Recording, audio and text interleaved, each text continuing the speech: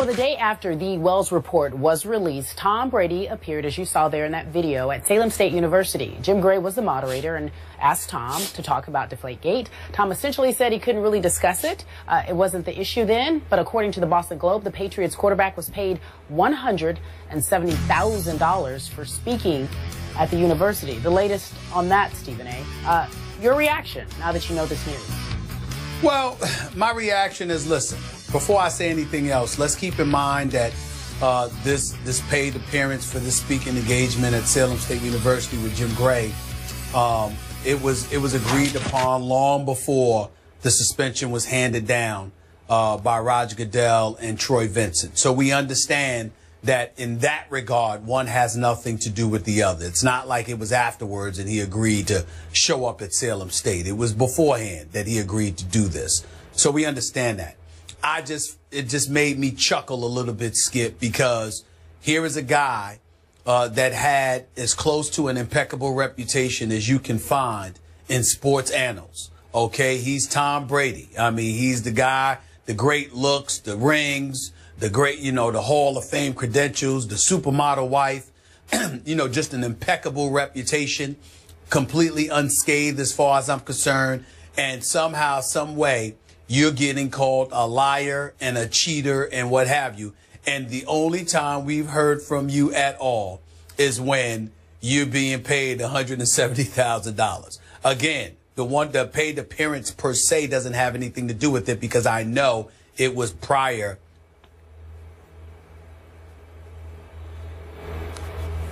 He chuckled that the only time you've been heard from is for a paid appearance. We've never heard from you at any other time throughout this whole ordeal. That's all I'm saying. So, do you have an issue that he was paid $170,000 to speak at Salem State University? Absolutely not. I just don't think that's the only time we should have heard from him since all of this. I don't think that's the only time. I think that it would have been nice for him, you know, again, and I know you disagree with this because that's you, but I just wish that it somehow, some way we would have heard from him in some other capacity where someone other than Jim Gray for a paid appearance wasn't the one asking him questions about Deflategate since the suspension. For that to be the only time we've heard from him, it just makes me chuckle. Okay. So now you're using this latest report that he did get paid $170,000 to make this appearance to take another shot, even a chuckling shot, at Tom Brady, and you're forcing me to reiterate to you, Stephen A. Smith, that Tom Brady is not Stephen A. Smith. He's not built the way you are. You would have immediately fired back at your critics. If they had called you a liar and a cheater, you'd say, hell no, I'm not a liar and a cheater. Tom Brady wants to let his actions speak louder than his words. But the mere fact that he has not spoken much, just a little bit there at Salem State University, that's no admission of guilt on his part. He's going to let his actions scream for him, and I think they already are screaming for him because clearly he is appealing, even though his owner sold him out and left him a little bit high and dry and said, I back off, I cease and desist, I wave the white flag here. Tom Brady's appeal will be heard in about 5 days from today. And if that fails, in Tom Brady's view, he has assembled a great legal team, and he's going to take this to court. So A and B, appeal and maybe some court action here, strongly suggests that Tom Brady is firing back at his critics.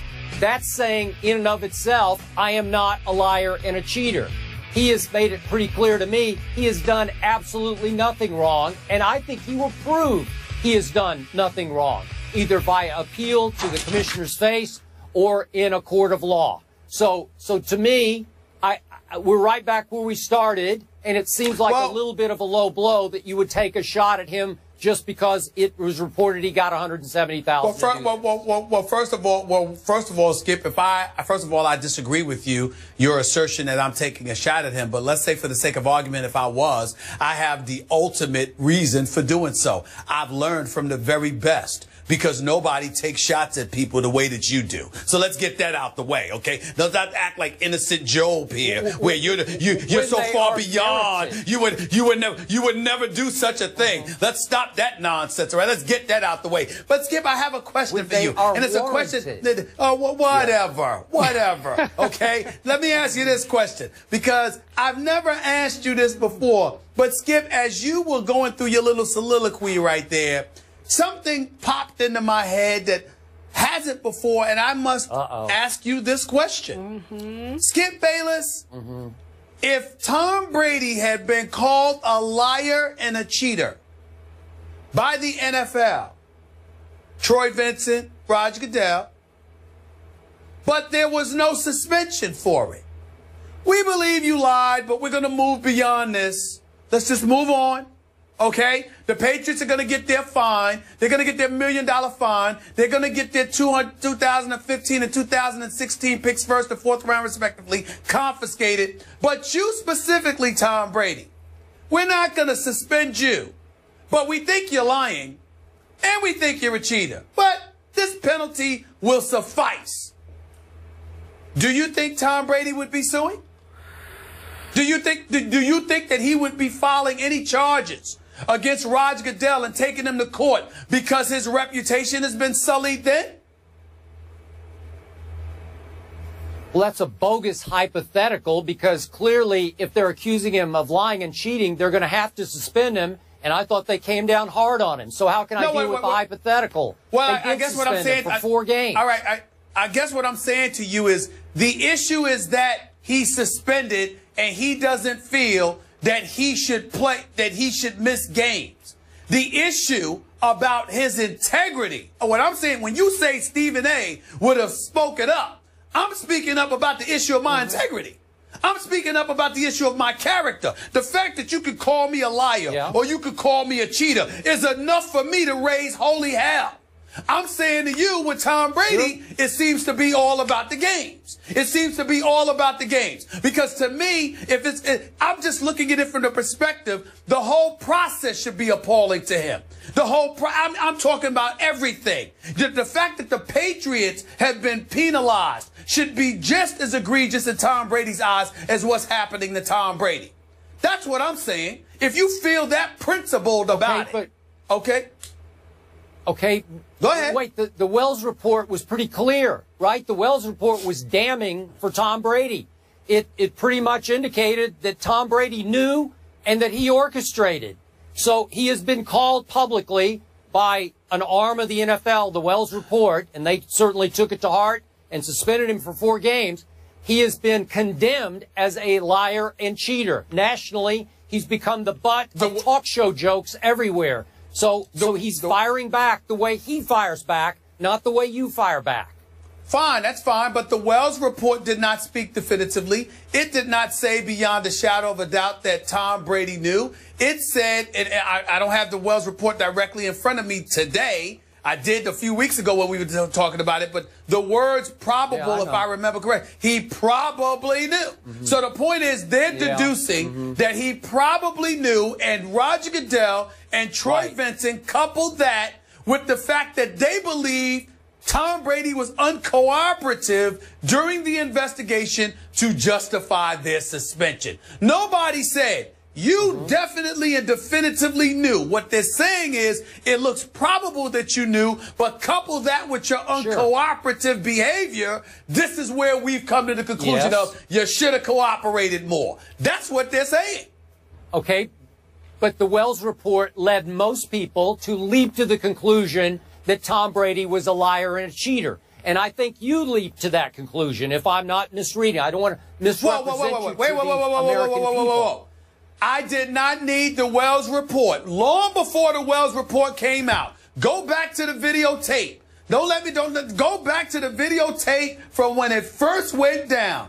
I said, it's much ado about nothing. I don't give a damn if he were playing with Nerf footballs. They still won. That was that. But don't tell me that the quarterback who gets it snapped to him from center, who hands it off to the running back, who throws it to the wide receivers, did not know that the footballs were deflated. I said, that's a lie. That's what I said. Okay, so you are calling Tom Brady a liar and a cheater, and that's fine. I get it. I accept that. When he says, why am I calling him that, Skip? Why am I calling him that? I'm saying to you, if you're saying to me that he didn't know that the footballs were deflated somewhat, I think that's a lie. Do I believe that he sat there and told him to lower the pressure to a specific amount? Of course not. I'm not going that far. I'm just saying, don't sit there and say to me, are you kidding me? I don't know what you're talking about. The footballs weren't deflated. I have no clue. It's impossible that a quarterback wouldn't know that. That's all I'm thinking that he's lying about. That's what I'm saying. Okay. Final point.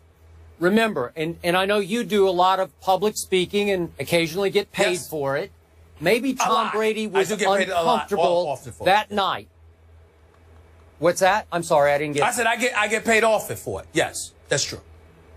Yeah. Okay, got it. I got it. Okay. So maybe Tom was uncomfortable using the Salem State stage, which was supposed to be a feel-good night for the fans. He is getting paid some for it, $170,000. It's a lot of money for being there. Maybe he didn't want to sort of hijack that stage and use it as a platform to fire back at the Wells Report and the National Football League. It was nationally televised by ESPN, so we all wanted him to speak out if he so desired to, but maybe he felt uncomfortable doing it in front of that crowd. Maybe it was the wrong place to do it. So in other words, it's the wrong place to do that, but it's not the wrong place to sit there and say absolutely not.